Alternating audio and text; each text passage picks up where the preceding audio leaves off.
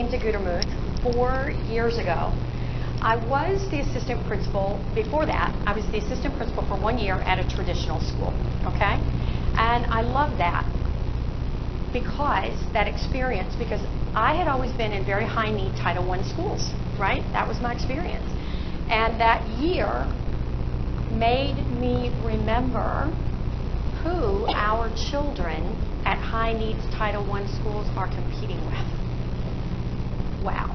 You know, they have traditional schools in Vegas, definitely have issues as well. It's not perfect anywhere, but made me remember that. Now, I will always be grateful for that. But when I got to Gutermuth as principal, we were in the bottom 5%.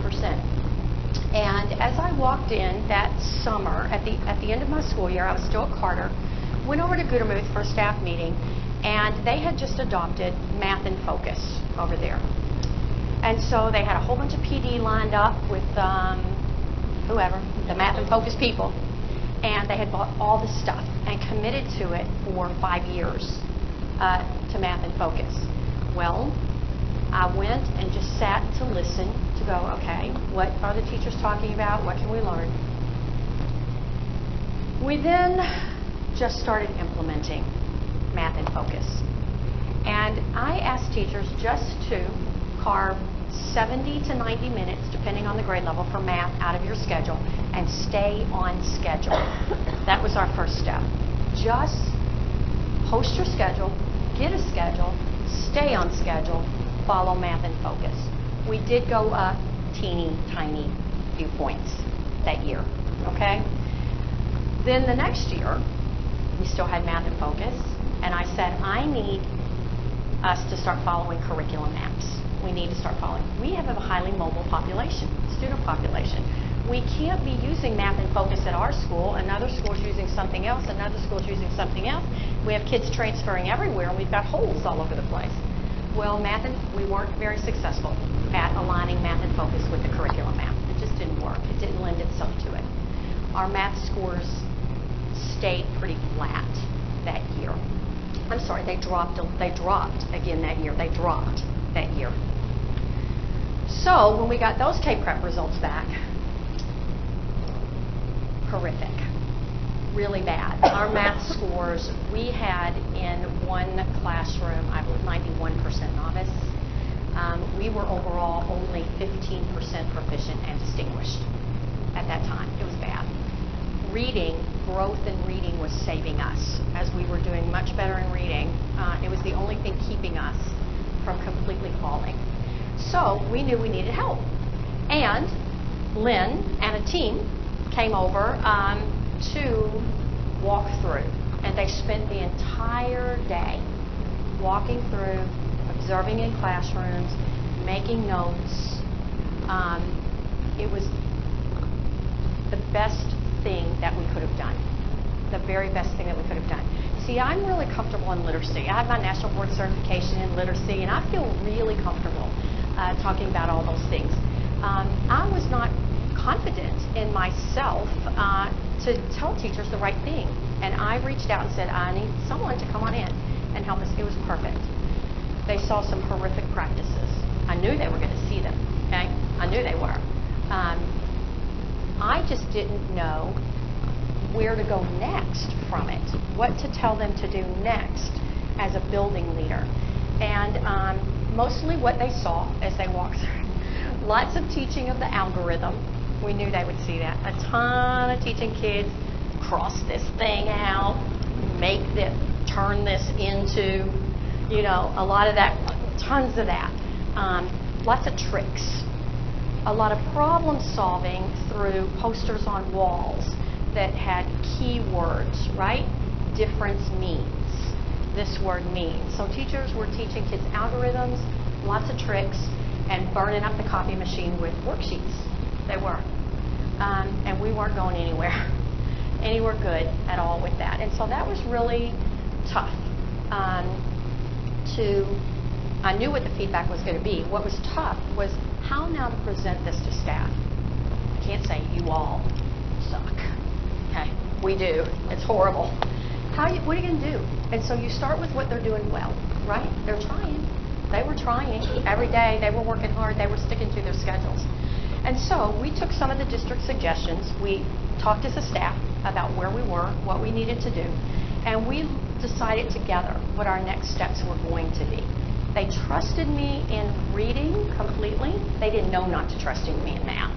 Okay, I was trusting Lynn, and from there we decided together. And what we did the next year changed everything for us.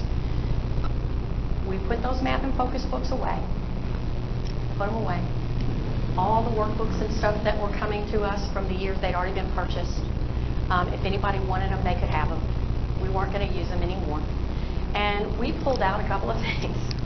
We pulled out this Van der Waal book, okay, and we started studying as a staff. What were kids' common misconceptions? Okay? What were we seeing? What did we need to do? We purchased some Common Core companions for all of our teachers, so everybody could have one, so they could write in them, make their notes, make them their own. Everybody got these. And we aligned with the curriculum map, and we said, what manipulatives do you need? What do you need? We'll find the money to buy it. And so we basically used those materials. Van der Waal, Common Core Companion, Curriculum Map, Math Manipulatives. Now, my Go Clarity coach, Ellen, was fantastic in getting teachers started because she took that first cycle of the map. She spent time over the summer clicking on every single resource and printing it for every grade level and copying those for every grade level. I think I ended up paying her a couple of extra days, is what it took, probably a couple full days to do all that. She was smart to keep her own binder too, to keep it so that she didn't have to go through that every time after that. But so when teachers came back, they had in their hand all their Cycle 1 materials that aligned with the curriculum map, any manipulative they could possibly need, and time during PLC to look at these focus standards. We couldn't do everything, right? We can't do everything. But we had to make a decision about what seems to be our biggest sticking point.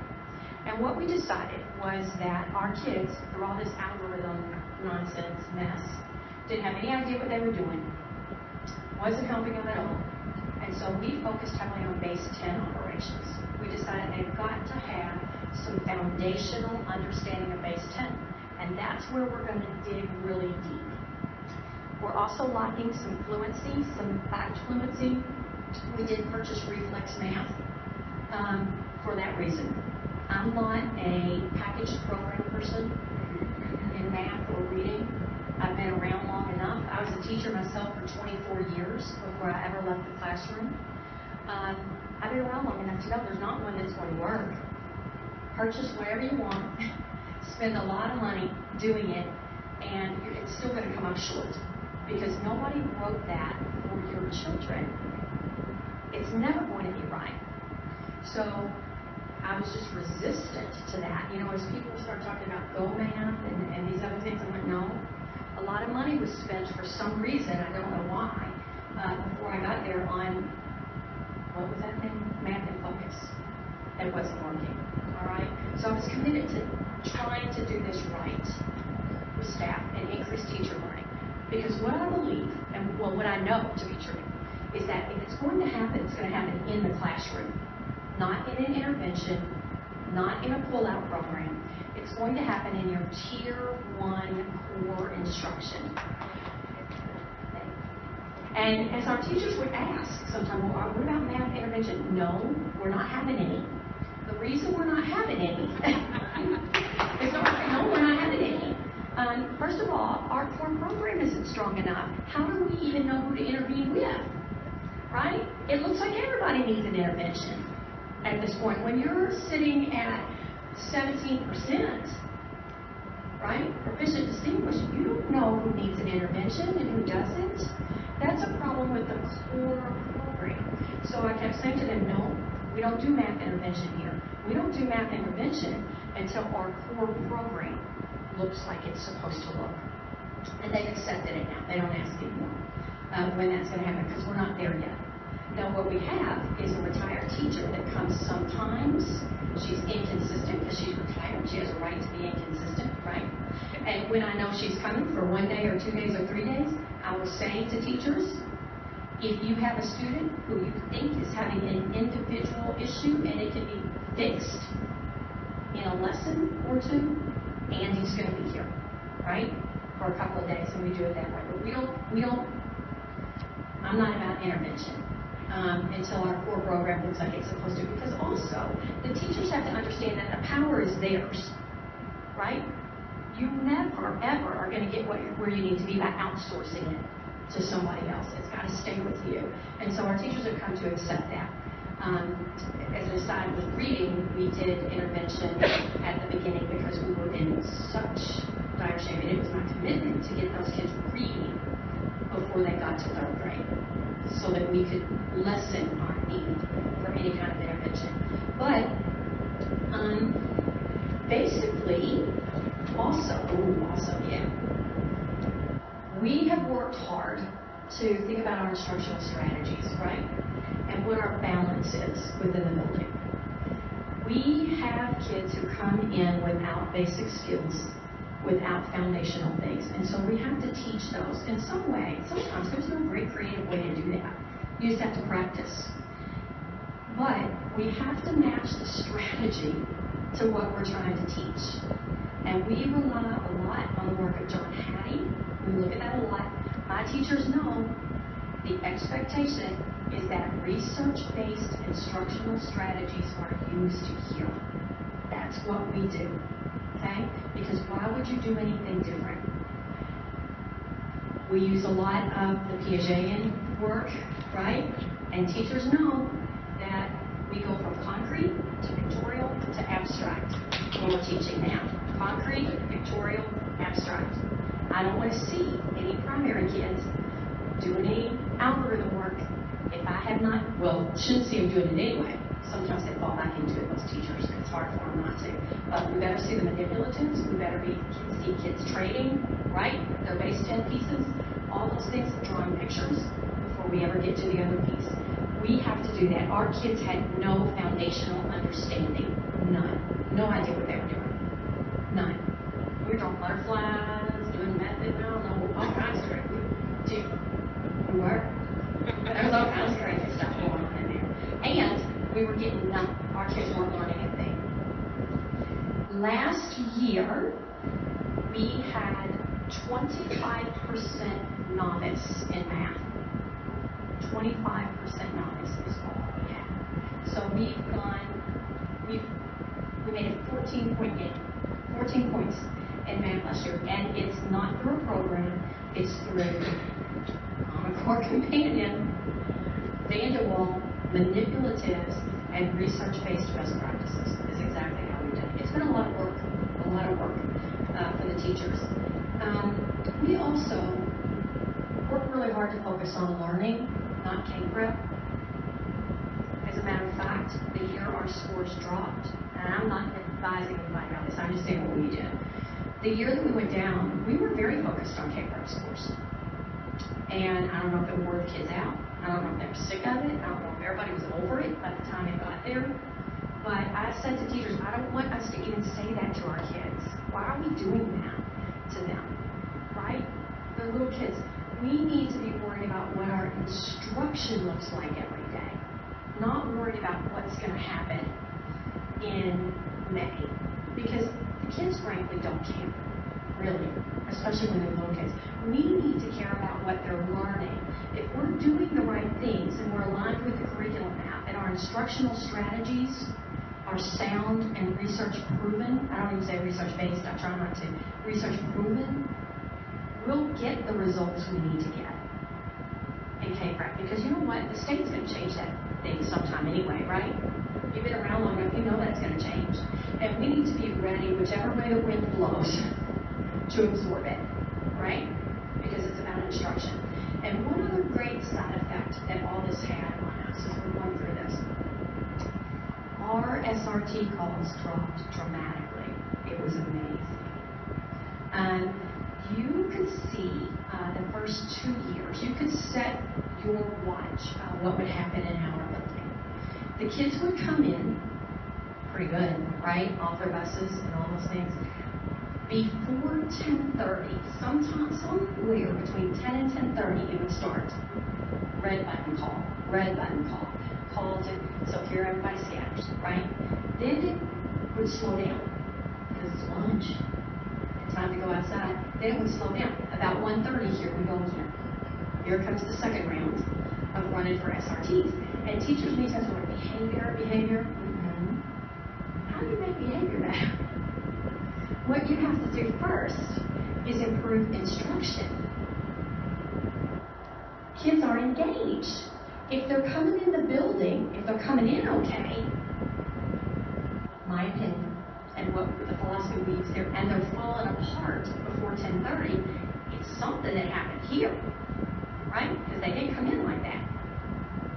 So what are we going to do about that? The way we dealt with behavior was to improve instruction, get the kids more engaged, start them learning, and our behavior got dramatically better. Well, now behavior starts to improve, we're going to learn even more, and it just starts to accelerate. So, in a nutshell, that's pretty much what we did. Now, when we decided that we were going to focus on base 10 work, in our PLCs, that's what all our common assessments surrounded. All of them. We taught everything on the curriculum now, absolutely. But we looked at those things that our kids needed the foundation in that were potentially impacting everything else they did. Does that make sense? Okay? And our common assessments revolved only around those things. Okay? Because we needed to know those were the non-negotiables for our kids. These are the things we're not negotiating. All of our kids are expected to know this. So this is what we're going to measure all the time. That was good. Now, my Goal 30 coach helped find a lot of the common assessments. I will tell you, one thing we are still working on is writing them. We're not great yet at writing our own. And so Ellen, my Goal 30 coach, did help a lot with teachers with that part. But our next steps now, we've got a ton of kids sitting in apprentice right now. We've done a lot of work with good strategies to move kids out of novice. We have a bunch of kids sitting in apprentice. So how do we move them out of apprentice was our next conversation. Well, we're going to keep doing the things we've been doing, using these materials. We're still not purchasing any program, although our first and second grade teachers really want to get their hands on some Envision stuff.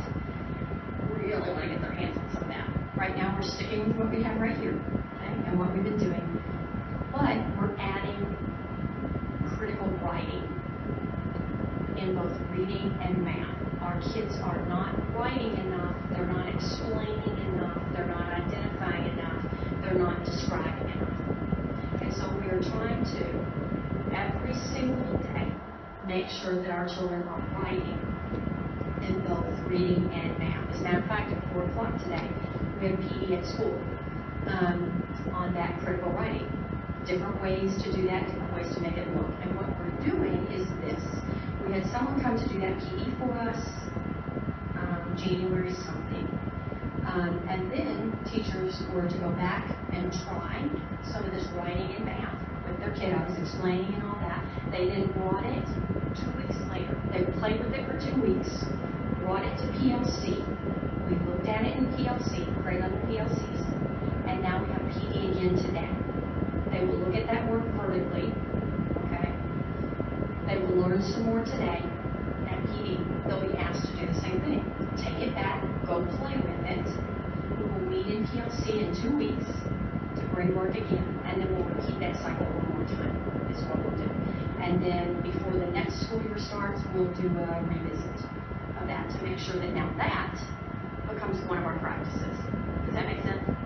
But it's very systematic, very systematic. We got to focus, we got to pick a couple of things that matter, and we have to do them well.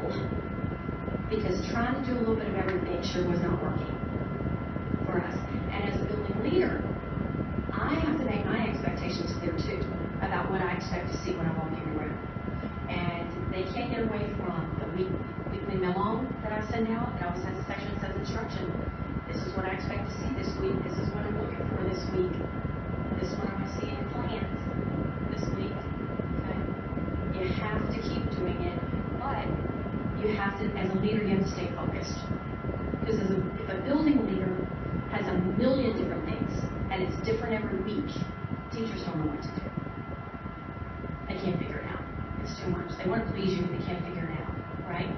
So we try to stay very focused, and this is what we want to see, and we're going to keep getting better at that until we're where we need to be. And there ain't going to be any interventions in math until our core program is exactly where it needs to be.